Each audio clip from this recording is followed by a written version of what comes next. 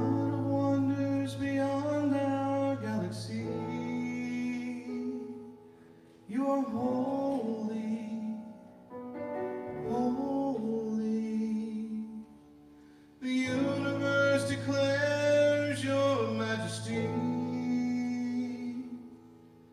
We are holy, holy. You are holy, holy.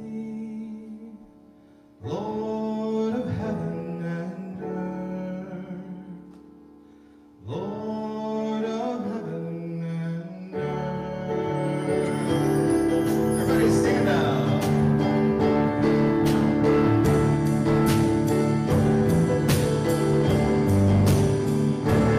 God, you are every mountain. God, you are every ocean. God, you are every canyon, every inch of earth and sky. God, you are every morning. God, you are every midnight. God, you are every moment, every second of my life. Everything I see, everything I do, everything I am is you. Everything above, everything below, everything I know is you.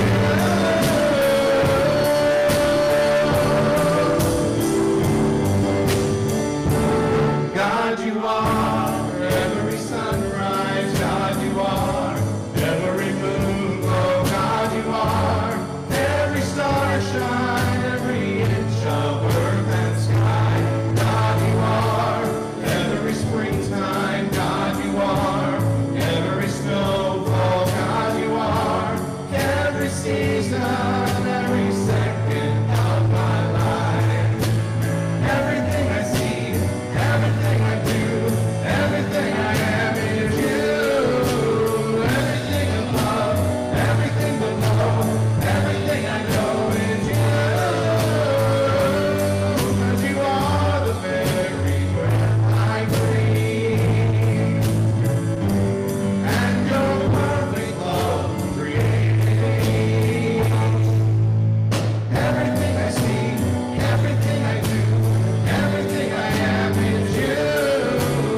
Everything above, everything below, everything I know is you. Everything I see, everything I do, everything I am is you. Everything above, everything below, everything I know is you.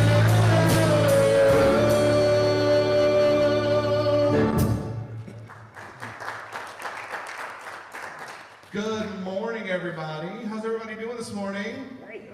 Awesome. How's everybody else? Perfect. All right. Welcome to Unity of Indianapolis, whether you're here in the room with us or if you're in the room with us watching on Facebook Live. Welcome, welcome, welcome. I'm Reverend Michael Everett Davis. Please join me in affirming our statement of truth. There is only one presence and one power in the universe and in my life, God the good, omnipotent.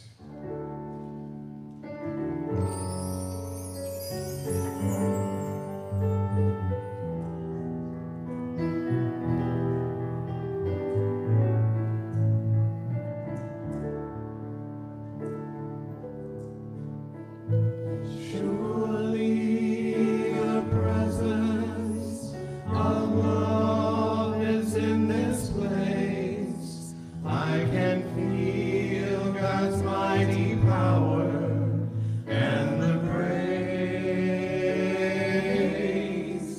I can hear the brush of angel wings. I see glory on each face. Surely the presence of love is in this place. Surely the presence of love is in this place, and in all places, and in all people. Knowing and accepting this, we bless all people, no matter their race, color, creed, abilities, gender identification, or expression of love.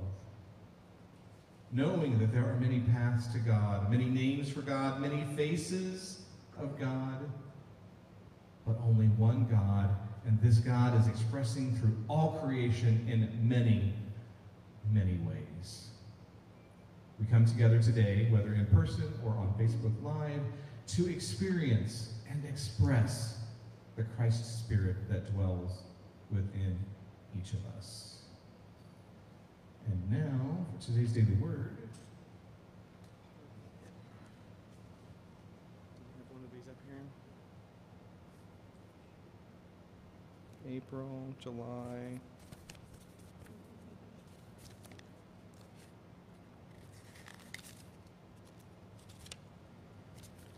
July 25th, 2021. Daily word is journey. My life's journey begins and ends in the heart of God. I feel excitement at the beginning of a journey, thinking about the adventures, the beautiful sights, and the fascinating people I will find at my journey's end. Even as I look forward to reaching my destination, however, I remain alert, open to the adventures and insights that await discovery along the way. My faith tells me that my spiritual journey began in the heart of God long before my human birth. In childhood, I looked outward, longing for the adventures that would become waypoints on my journey to maturity. Now I journey inward, longing for the spiritual home I never really left. I am learning that even the most ordinary day can become an opportunity to realize the heart of God is present everywhere. And Psalms 121:8, the Lord will keep your going out and your coming in from this time on and forevermore. All right. Now it's time for our monthly affirmation. This is the last Sunday in August, so next Sunday it'll be a whole new one. So I will go ahead and read this, and then we will affirm it all together. With spiritual understanding, I know everything is unfolding for my highest good. Let us say that together. With spiritual understanding, I know everything is unfolding for my highest good. Let's proclaim this and own it to the mountaintops. With spiritual understanding, I know everything is unfolding for my highest good. What is everything unfolding for? My highest good, and so it is. Let us now prepare for our opening meditation and prayer with Michael Wright.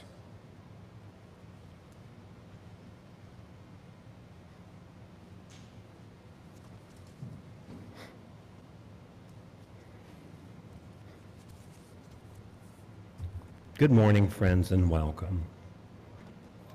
This is a time that we come apart from the busyness of the world to step into that place in us that is our Holy of Holies, to connect with that loving spirit of Mother, Father, Creator God. So now, as you lower your vision or close your eyes, begin breathing in that very breath of Mother, Father, Creator God that sustains us. And today, let us embrace a childlike wonder as we observe the world around us. We see the rhythm of day and night, the rhythm of the seasons, of planting and growing and harvest.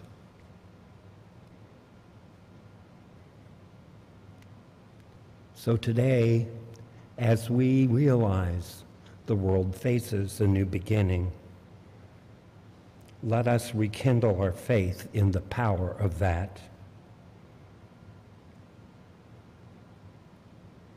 Let us recall that magic we felt as a child as we chased fireflies, or were fascinated by the beauty of a wild flower attracting a bee.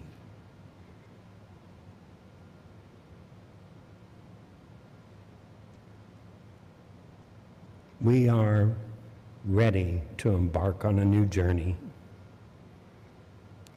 Let us bring to it great enthusiasm. That childlike wonder allows us to push past any fears or trepidation that has been holding us back and keeping us in our comfort zone. This gives us an opportunity to reflect on our gifts and to realize that we are co-creators with Mother, Father, God.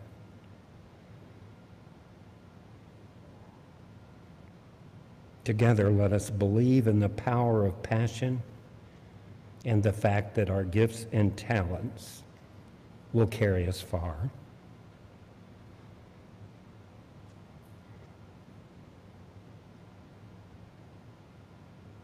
And this is a new journey that we embrace on with a beginner's mind.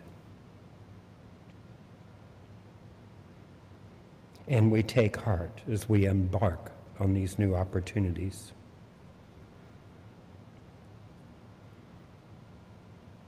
We have an opportunity to expand our vision and trust the people we meet, the places we go, and the things that we will learn to help us be ready and willing and more able to do anything that we are called to do. That childlike wonder allows our mind to expand further and further.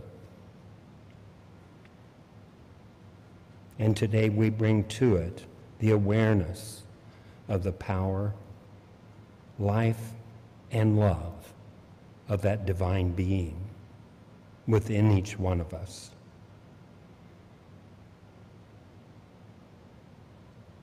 We are grateful for everything that has led us to be ready to embark on these new beginnings.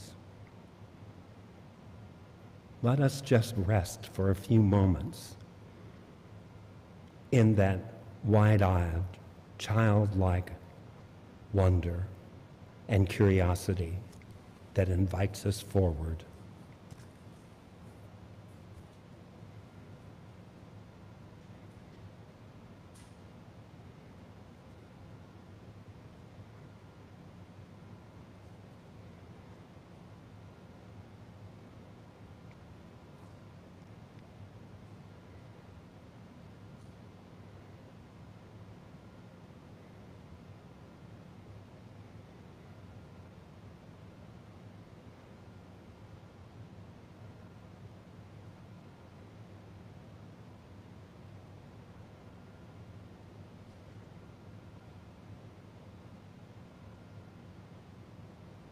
Yes, sweet Spirit, we are aware of the curiosity and the care and attention that we give ourselves helps us claim our worth and allows us to give ourselves love, just as we care for others.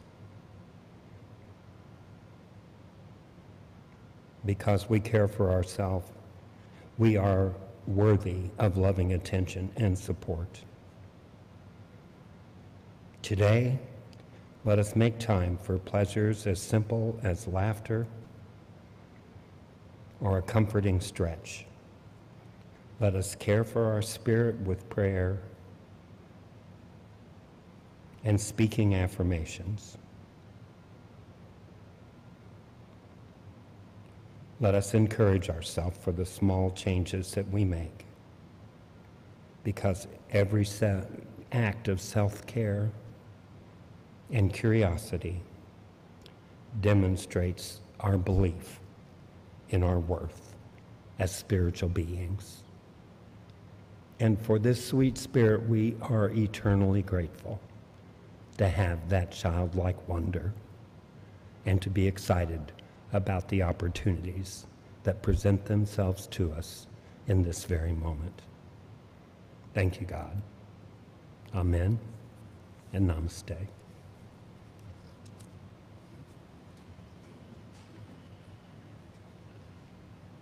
Thank you, Michael. Alrighty, let's do a quick meet and greet. Won't take long. Stand up, turn around, give everybody a big wave. Air hugs, awesome. If you're watching on Facebook Live, type us a hello in the chat there. Awesome. Alrighty, have a seat.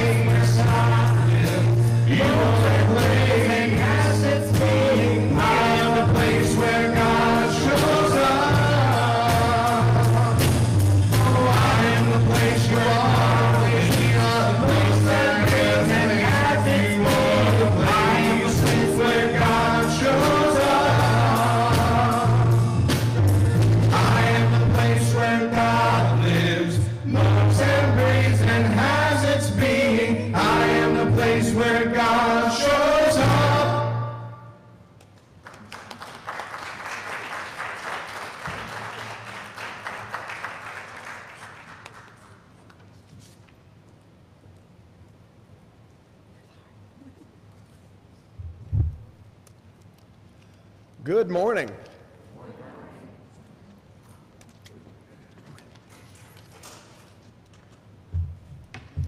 So today's talk was originally inspired several weeks back by looking at today's daily word, journey, and that sense of my journey starts and ends in the heart of God. But I couldn't find quite the way that I wanted to approach it until, by chance, our friend Carla Golden had a social media post where she was talking about the astronaut Edgar Mitchell and an excerpt from his book called The Way of the Explorer, hence the title of today's talk. So in Edgar Mitchell's book, he wrote about his return voyage to Earth and said, "What I experienced during that 3-day trip home was nothing short of an overwhelming sense of universal connectedness. I actually felt what has been described as an ecstasy of unity." He wrote that he felt, quote, "a sense that our presence as space travelers and the existence of the universe itself was not accidental, but that there was an intelligent process at work. I perceived the universe as, in some way, conscious." And I love that, and I tend to also feel that. But it's really easy, and I also understand skepticism about that. You know, we can talk about the universal consciousness and the universe being alive and God and universe all together. Even among the skeptics, though, the physical laws seem to be pretty easy to accept, right? We learn things in school, or we just witness them. The law of gravity. There are very few that deny the law of gravity. We see things fall. I'm guessing we have all fallen ourselves. If anybody has not, let me know your secret, because I fall way too often. So, but it took Sir Isaac Newton looking at that, looking at the effects, to give us the actual law that he defined as one object attracting another object, and that was in direct proportion to their combined mass and inversely related to the square of the distance between them.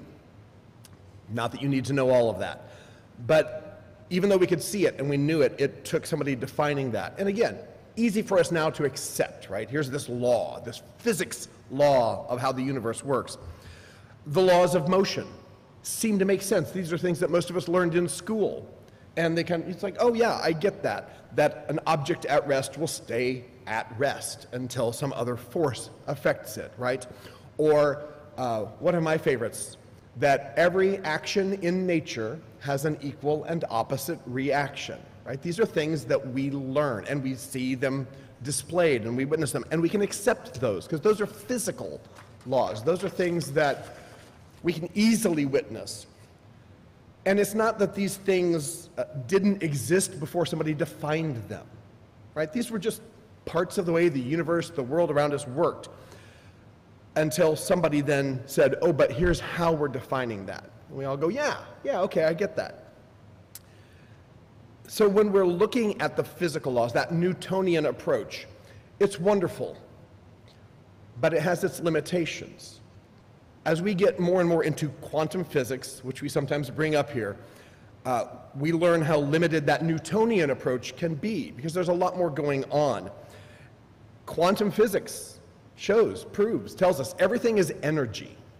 Every bit of us is energy. Everything in the world is nothing but this same energy rearranged that then creates this mass. And if you're like me, you start thinking, okay, everything is just like these little bits of energy floating around.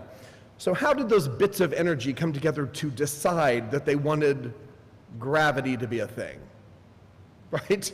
How did they decide that they want to have that equal and opposite reaction in nature? And that interconnectedness that Edgar Mitchell spoke of, right? How did that come to be? We've witnessed these things in our lives. I am guessing, I will speak for almost everybody here and say, there have been moments where you have felt or seen or experienced a connectedness.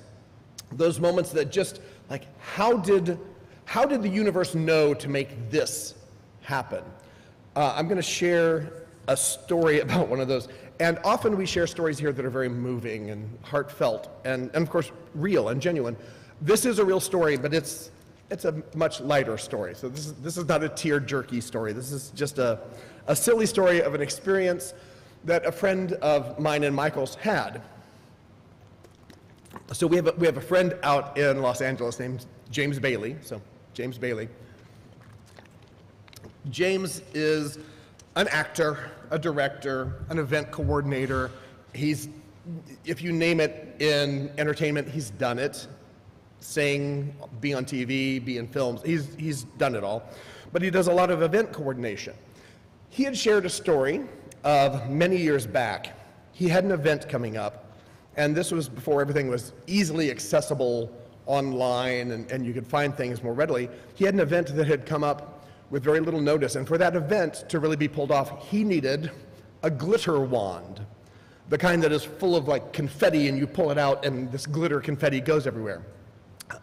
For those who are of an age, you might remember the old, whatever we want to call him, personality, Rip Taylor, right? Rip Taylor often had either a pocket full of confetti or a confetti wand. It would just be like, so that kind of thing is what he needed for an event that was coming right up, and he didn't have much time to look for it. He was looking all over town in Los Angeles, where you would think glitter wands, confetti wands would be all over. No, he could not find them. Could not find them. He was getting a little more, concerned because like, I really need that for this event. So while in the midst of other business, he had gone to an office to drop off or pick up something. And lo and behold, in that waiting room of that office, like a day before the event where he needed the wand, he looks over, and who should be sitting in that waiting room? Rip Taylor. And so he finished his business, James did it, and he, being a very polite person in entertainment, he didn't want to bother Mr. Taylor, but he's like, he probably can tell me where he gets these things. So he went over and very politely said, I am so sorry to bother you while you're just here doing your life thing, and I really appreciate your work. I'm a big fan. I have an event tomorrow where I need one of those glitter wands of confetti. He said, can you tell me where I could get one around town? And Rip went, oh, like this one? Here, take it. Pulled one out of his pocket and gave it to James, and he was like, great, I am set. I love that story because it's a fun, silly kind of story, and it's very unexpected. And there are those that will say, well, he was in Los Angeles. Of course, you could run into Rip Taylor, but what are the odds? And what are the odds that he'd actually have that wand on him to give, and then that he would actually just hand it over immediately? So that sense of connectedness, here's this need, and here's something that can fit that need, and it's right there. It just shows up.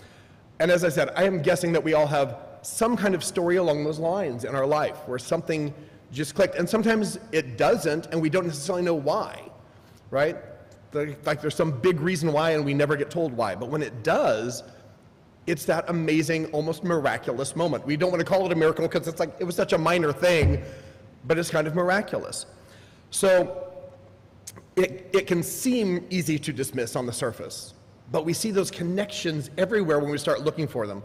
I was reading an online essay by the writer Kelvin Winter, and in that essay he was talking about the intelligence of the universe. He posed it more as, here's a topic we can discuss. Like he wasn't saying, here's all my proof and we're just going to say that I'm absolutely right. He's like, no, please, let's talk about this. But he used an analogy that is not unfamiliar to many of us, that we are part of something larger. So he said, imagine yourself being this tiny living creature who's inside one of our own body cells. So if we're small enough to be alive and inside one of our cells, we would see the things going on in the cell. We would see whatever neuropeptides, whatever things go on in a cell. We would see that happening. We wouldn't necessarily see that as life. That would just be what we experience, right? We see these things working and we see the stuff happening around us without the realization that we're in a living cell, which is part of a larger living thing, because that perspective, we only see like 1% of what's going on. So how would we know that? And again, it's not an unfamiliar concept to those of us in unity. We have often talked over the years about like being a cell in the body of God, right? We are part of this larger thing. We are this tiny bit of the universe. We are not separate from it. But he also talked about the amazing part that just life on Earth exists. He had an incredibly long list of these coincidences. I'm going to read just a few of them, but the list is much longer than this. But he said, first of all, we are in the Goldilocks zone from the sun, right? It's not too hot, not too cold. So we're in that perfect spot where life can happen. Our planet just happens to have this magnetic field that protects us from all this dangerous radiation because our planet happens to have nickel and iron at its core that help create that. We just happen to have this abundance of hydrogen and oxygen and carbon and nitrogen, these elements that are necessary for life as we know it. We happen to have this stable atmosphere that allows for this complex life to happen. We have on this planet water that can exist as liquid, solid, and gas, all which is helpful for life on Earth. And we have that ozone layer. We just happen to have it, protects us from the ultraviolet rays. And on and on and on, all of these things that just happened to be. So we can chalk that up to, oh, it's just a lucky chance. You know, you allow enough billions of years to go by, and poof, we're going to get life somewhere in the universe. But that also seems pretty simple to say, oh, it just happens, right? Somebody had a theory that what if you give 100 monkeys 100 typewriters and let them type forever, eventually they'll type up Shakespeare, right? It's like, it's a funny thing to discuss, but it seems a little too easy to say, oh, it just happened. So there's something behind there. There is some form of intelligence, even if we don't understand that intelligence. Michael last week was talking about some readings that he had done from Charles Roth, former Unity minister from decades ago. And I had also looked at some of Charles Roth's writings and talks.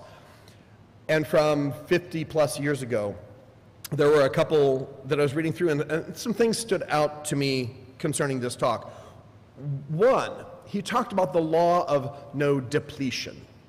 We know it by other names as well, but that non-depletion of goods. So to specify, he said that if you are giving something and you are giving it in love and you are giving it with gratitude, and third part of that, you don't allow the thought in your head that, oh, by my giving, I'm depleting myself, right? So no depletion. You're giving it in love and gratitude, and you know it in no way depletes you, then it will not deplete you. Like Jesus stated, and this had come up recently in talks as well, give and it will be given to you. The measure you give will be the measure you get back. Right? Sound familiar? Also sounds a little bit like that third law of motion, right? Every action has an equal and opposite reaction. The measure you give will be the measure you receive. These spiritual laws, we have no problem seeing them in the physical universe and going, oh yeah, that's a thing. And then we talk about them in the spiritual sense and go, oh, well, maybe. No, it's all the same thing. The spiritual and the physical, the Newtonian and the quantum physics, they're all part of this same piece, the same big puzzle. Charles Roth also, in those talks that I was looking through, referenced the book of Acts. And it should be a little familiar because we pretty much just sang what he was talking about. The fact that in God we live and move and have our being. In God we live and move and have our being. What does that mean? I have no answer, so I'll talk. No, nobody's coming up to fill it in.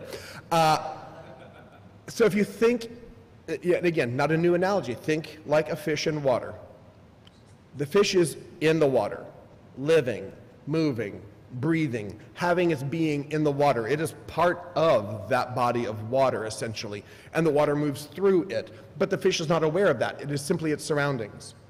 In God, you live and move and breathe and have your being. It doesn't mean that you see God everywhere, other than realizing you do see God everywhere, because that's how you show up in the world.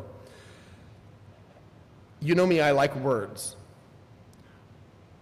Who here, if anyone, can tell me the literal meaning, like the etymology, the origin of the word universe? Yes? Oneness. That's part of it, because obviously it starts with uni, right? Uni is one. The verse part. Ooh, I love that.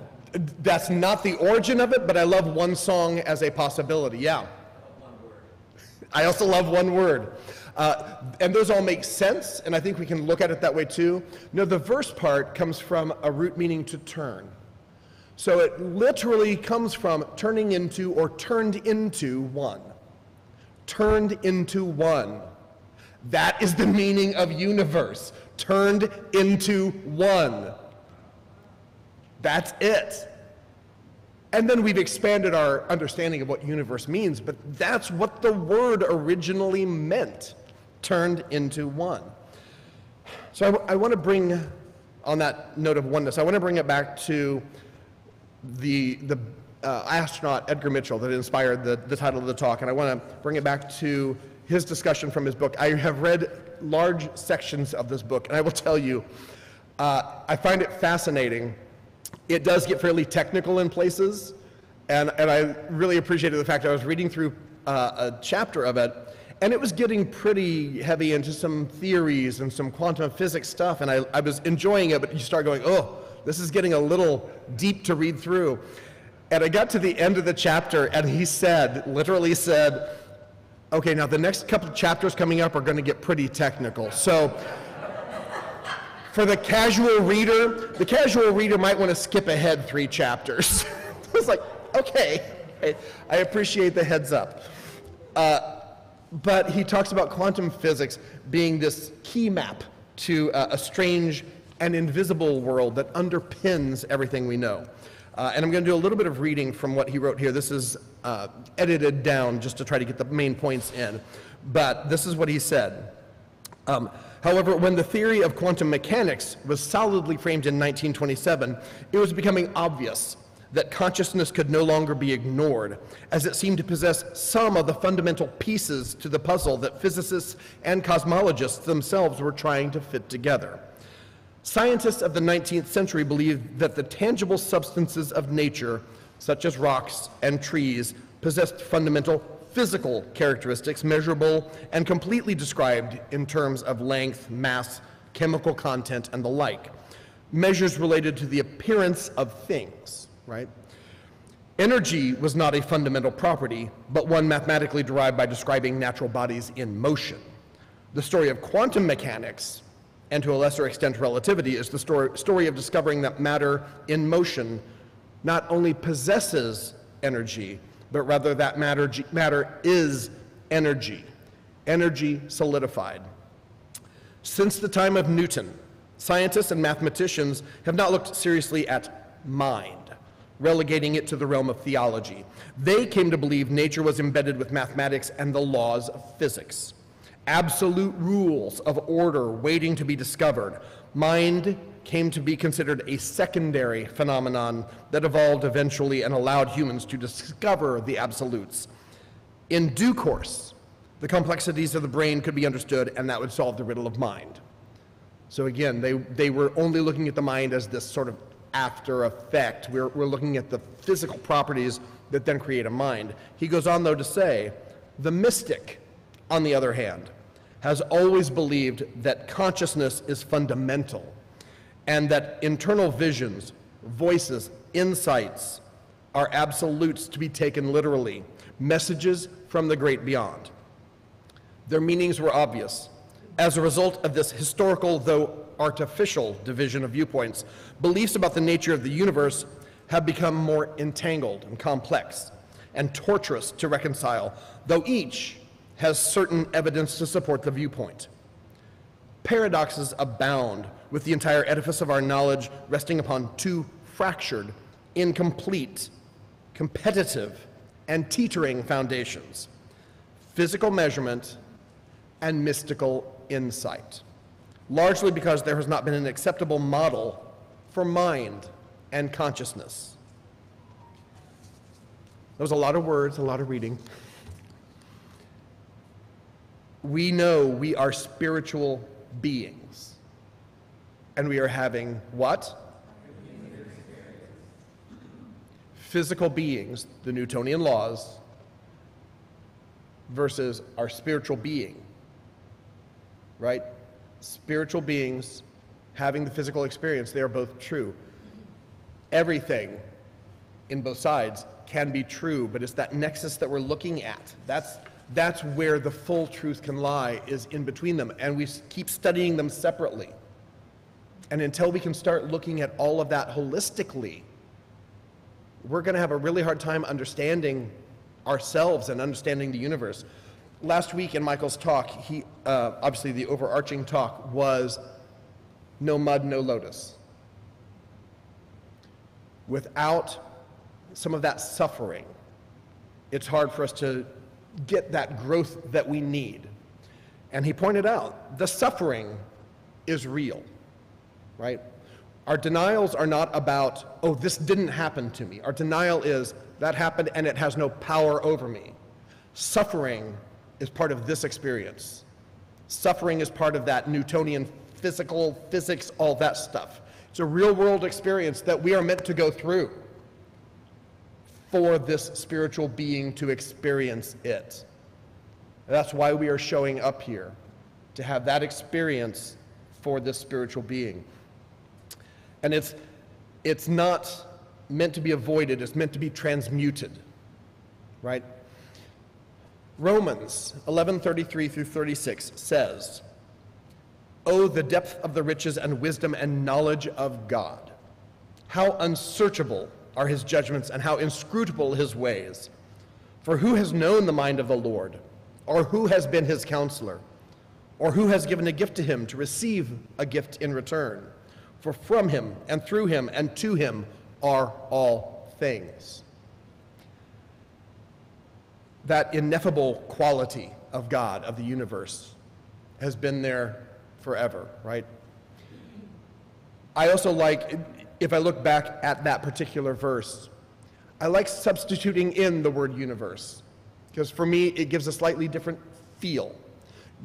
God, for many of us, can still feel separate. We know God is not. But knowing and feeling can be different. So listen to it with the word universe and see if it strikes you differently. Oh, the depth of the riches and wisdom and knowledge of the universe. How unsearchable are its judgments and how unscrutable its ways. For who has known the mind of the universe? Or who has been its counselor? Or who has given a gift to it to receive a gift in return? For from the universe and through the universe and to the universe are all things. Same as God. It's the same. We seek to understand the universe and to understand God. I would like to also posit something. I believe at the same time, God, the universe, is working to understand you. That's why you are here. So that the universe and God can experience what it is to be you, to understand you as you seek to understand the universe. We are not separate from it. You live in the universe, as the universe. Have your being in the universe. You live in God, as God. Have your being in God. I behold the Christ as you. And I behold the universe as you. I recommend that you go within and strive to understand yourself. And you may, in doing that, just unlock the secrets of the universe. And so it is. Amen.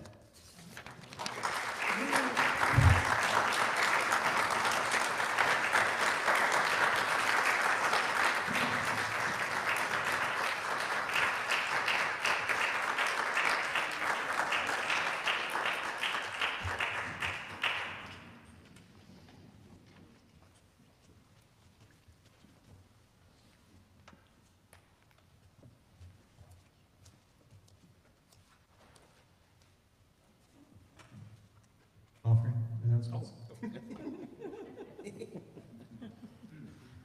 I was out there in the universe.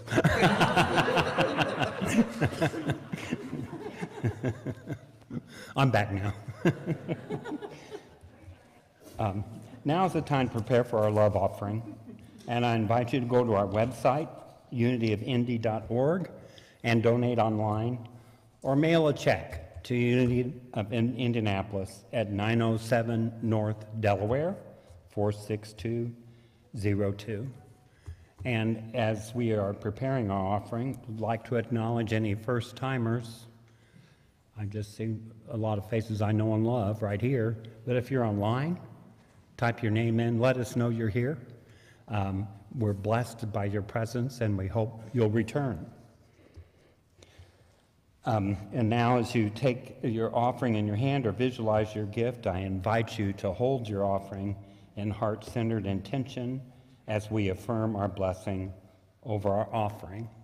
Together, divine love, working through me, blesses and multiplies all that I am, all that I give, all I receive, and I am grateful. And just a couple of announcements. We heard from Regions Bank this week. The loan has been approved.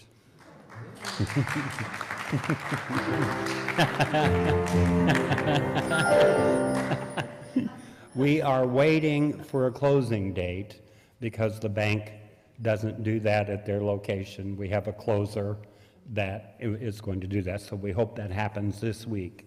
But now we get to pay for the heating and air conditioning. So we're grateful for that. That's what faith brings us. And then also, Nikki Ledgerwood has an acquaintance that is moving from homelessness to self-sufficiency and is requesting clothing in sizes extra large to 2X, and he also wears a size 14 shoe. And so that's a specific need. And so if you know of anyone or are and find it in your heart, let Nikki know. And then, Crystal, you want to talk to us a little bit? Yeah. I can probably just use this microphone. Can you guys hear? Yep. Okay, so you probably know already we're having our first potluck in the last year and a half maybe, next Sunday after church. If you are online, you can go to www.perfectpotluck.com. This information is in your bulletin today, by the way, and it is also, I posted it on the Unity of Indy Spiritual Network page on Facebook. So, or like I said, it's on your bulletin, www.perfectpotluck.com. Kind of near the top in the center, there will be a box that says Find an Event, and that will ask for the last name of the person coordinating it, which is me. So my last name is Headley, so capital H-E-A-D-L-E-Y, and then it'll ask for the password. The password is August 2021 with no space in between, and capital A. So August 2021, again, this is on your bulletin if you didn't get one and you want to take one home. I think they have extras up front. Or look on the Unity of Indy Spiritual Network page. What you can do there is say what you're bringing. So it's going to be a salad Sunday, so you can bring a fruit salad. We have quite a few fruit salads already, so if you haven't decided yet, you might want to think more about like a pasta salad, any kind of vegetable salad. You can do a meat salad. You can bring tuna salad or chicken salad. One person's bringing dinner rolls already. Someone else could bring those. Drinks, we're asking that they come in individual packages. So bring a case or a 12-pack of water or pops so that people can pick them up and drink them individually, just as a post-COVID caution, COVID caution. And then also same thing with desserts. If you're bringing desserts, you could bring some brownies or cookies or bars, something that people can pick up individually and eat. And then for our salads, we're going to have servers. We do still need some volunteers there. Some people will be wearing masks and gloves and serving the salads to people as they come through the lines. That also will limit the amount of germs being passed around. So, and we do still need, I think, another volunteer or two to be back in the kitchen and the friendship room preparing this to be served during the service. Michael has very kindly arranged to have a TV screen in there, which will be streaming the service from in here, so you won't have to miss anything while you're in there working on that. But just to make sure there are serving spoons and everything's uncovered and everything's ready to go. So, like I said, a couple volunteers for that. If we have some kids here, they can help with the serving, but we might not have quite enough, so we could use some people also to offer for that. So, anything else you can think of I forgot?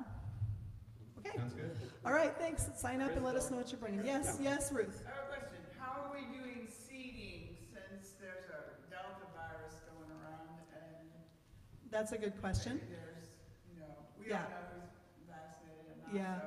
We'll be setting it up in there and doing our very best to try to, like right now, the Recover Cafe has it set up to where there are just 4 seats per table, and they're all distanced 6 foot apart. We'll see how many people, once we get an idea how many people we're going to have, which I'll have more by the end of the week when people let me know who's bringing something. We may have to separate tables and put like 4 to a table a little bit further apart or whatever. As of right now, I'm trying to think how many tables are in there, Michael. Are there 6? 6. So 6 double tables. 6 double tables. So there are. It would seat 24 people the way it's set up right now. And people could also. We could also set up something in the fountain room if we had to, another couple of tables or whatever, but we will attempt to make sure people aren't sitting too close together if they don't want to be. Also, people come together, so, if you come with someone else, like we have Larry and Todd and Marty sitting there, they may be comfortable, they go out to restaurants, they may be comfortable sitting closer to each other, and that's okay too. So. But if you are coming by yourself and you want to make sure that you're 6 feet from everybody else, there should be seats available for you to do that. So, and if you are not online and you want to just let me know what you're going to bring, that's fine. I can keep track of that for you. Okay. Okay, thanks. It'll be at 11:30 after church next week. Thanks. Yeah, as soon as the service is over. Alrighty, it's time to wrap things up with a peace song. So let's go ahead and stand up. And hold in your mind the entire world, the universe as one, together, connected, standing hand to hand, heart to heart, soul to soul.